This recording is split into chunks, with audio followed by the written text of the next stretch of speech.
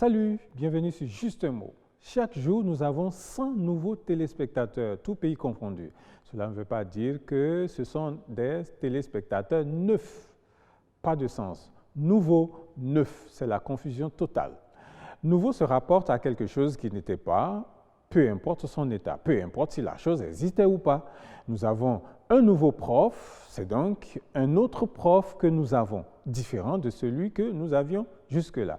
J'ai une nouvelle voiture, veut dire que je viens d'avoir une autre voiture que celle que j'avais jusque-là. Cela ne veut pas dire que celle que vous venez d'avoir est neuve. Elle peut être même plus vieille que celle que vous aviez. N'empêche, elle est nouvelle. Nouveau ou nouvelle, c'est une autre façon de dire autre. Nous avons un nouveau prof, c'est une façon de dire nous avons un autre professeur. Si ce dont on parle n'existait pas ou vient d'être fabriqué ou inventé ou initié, on parlera donc de neuf. Si la voiture que vous venez d'acquérir sort du magasin, on dira que votre voiture est neuve. Vous venez d'acheter une voiture neuve. Tu as maintenant une voiture neuve, contrairement à la hutte roulante que tu avais. Cependant, nouveau peut avoir aussi le sens de neuf seulement lorsqu'il prend le sens de récent. Connu sous peu, par exemple. Nouveau, au XIe siècle, vient du latin novellus, qui signifie tout simplement récent, qui existe sous peu ou jeune. On parle ainsi d'un nouveau-né.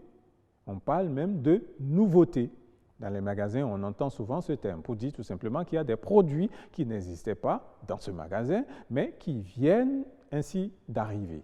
On a ainsi des dérivés comme innovation, novateur, nouveauté, renouveler, rénover, et j'en passe. En journalisme, on parle de nouvelles, par exemple, pour désigner tout simplement les informations sur des événements qui viennent de se produire et qu'on annonce aux lecteurs, aux auditeurs ou, comme vous, aux téléspectateurs. Si elle est très neuve, on parlera de scoop. Si quelqu'un d'autre n'en a pas encore parlé, bien sûr.